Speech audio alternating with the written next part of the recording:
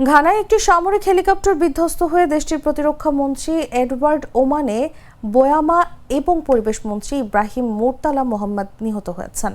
এ ঘটনায় আরও 6 ব্যক্তি নিহত হয়েছেন বলে বিবিসিকে জানিয়েছেন দেশটির সরকারের একজন মুখপাত্র।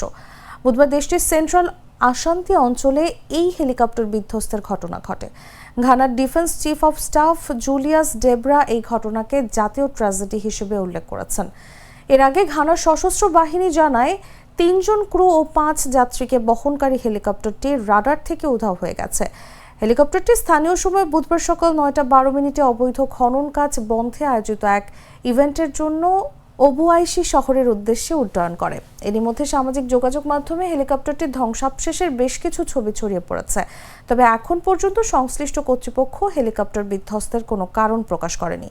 ঘটনার পর দেশটির ডিফেন্স চিফ অফ স্টাফ সবখানে জাতীয় পতাকা অর্ধনমিত রাখার নির্দেশ দিয়েছেন।